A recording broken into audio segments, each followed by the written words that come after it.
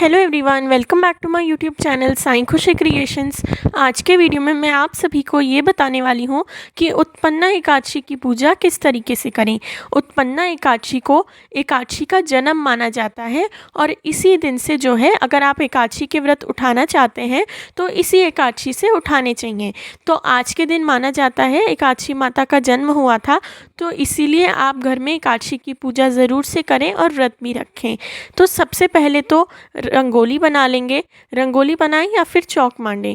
उसके बाद या तो अपने घर के मंदिर के अंदर ही या फिर इस तरीके से अलग से चौकी या पाटा लगाकर उस पर पीले रंग का कपड़ा बिछाएं।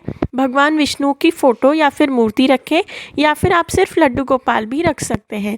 उसके बाद एकादशी की पूजा में चावल का यूज़ नहीं करते, तो मैं तिलों का आसन देकर गणपति जी को और तिलों और तुलसी का आसन देकर लक्ष्मी नारायण को यानी लक्ष्मी विष्णु जी को विराजित कर रही हूँ।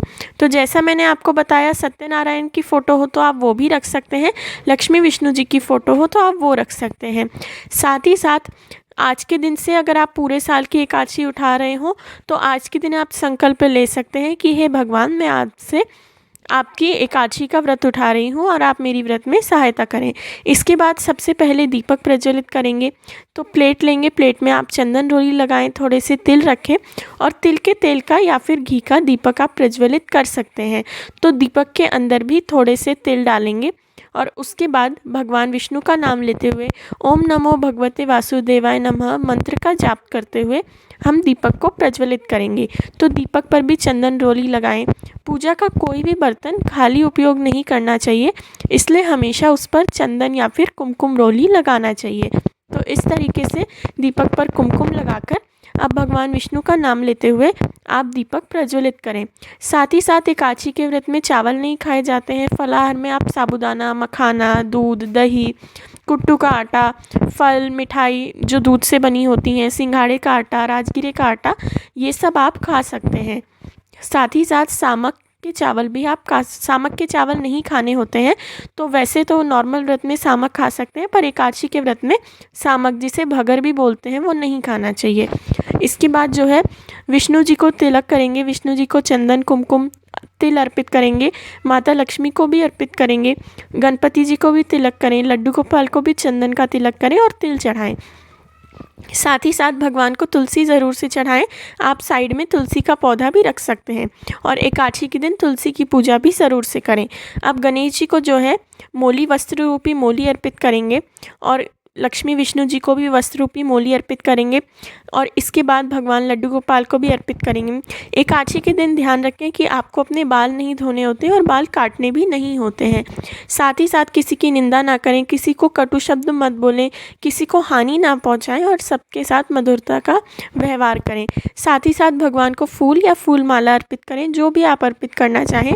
पीले फूल मिल जाएं तो बहुत अच्छी बात है, वरना जो भी फूल आपको मिल रहे हो आप वही फूल अर्पित कर सकते हैं। तो इस तरीके से भगवान को फूल अर्पित करेंगे, माता लक्ष्मी को भी चढ़ाएंगे, विष्णु जी को भी अर्पित करेंगे।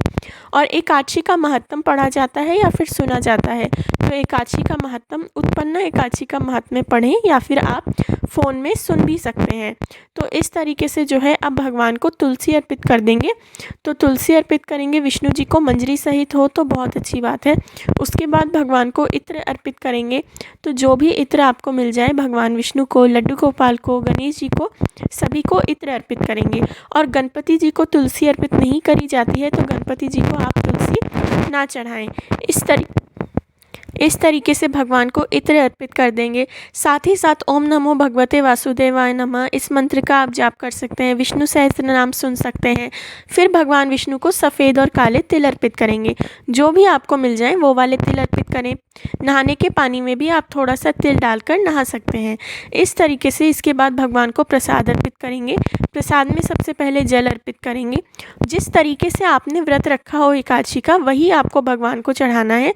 तो सबसे पहले जल चढ़ाएंगे। इसके बाद अगर आपने कुछ मीठा बनाया हो, जैसे साबूदाने की खीर या फिर मखानों की खीर, वो आप अर्पित कर सकते हैं। जैसे दूध की मिठाइयाँ बनती हैं, आप रबड़ी बना सकते हैं अगर बनाना चाहें तो, या फिर आप सिर्फ फलों का भोग भी अर्पित कर सकते हैं। ज़्यादातर लोग फलाहार पर यानी सिर्फ फलों पर भी एकादशी का व्रत रखते हैं, तो फल चढ़ाएं। कुछ पीला फल मिल जाए जैसे केला, तो वो आप अर्पित कर सकते हैं। जो भी ऋतु फल हो वो आप चढ़ा सकते हैं। तो जो भी फल आपको मिल जाए वो फल आप भगवान को अर्पित करें और उसका भोग लगाएं। तो इस तरीके से आपको करनी है एकादशी की पूजा। लास्ट में फल चढ़ाने के बाद आपको महात्म पढ़ना है, यानी एकादशी की कहानी पढ़नी है। उसके बाद आपको आरती करनी है और कपूर आरती करनी है। अगर आप चाहें तो आप हवन भी कर सकते हैं। इस तरीके से करनी होती है आपको एकादशी की पूजा और एकादशी का व्रत। तो उत्पन्ना एकादशी की पूजा विधि अगर आपको पसंद आई हो तो वीडियो को लाइक करें। मेरे चैनल साईं खुशी क्रिएशंस को ऐसे और वीडियोस के लिए ज़रूर सब्सक्राइब करें। अगर आपका कोई भी डाउट हो तो आप मुझे कमेंट सेक्शन में पूछ सकते हैं, और आगे आने वाले सारे त्योहारों की जानकारी के लिए भी कोई भी कमेंट हो तो आप पूछ सकते हैं। Thank you very much for watching. Please like share and subscribe. आप मुझे इंस्टाग्राम पर भी फॉलो कर सकते हैं। Thank you.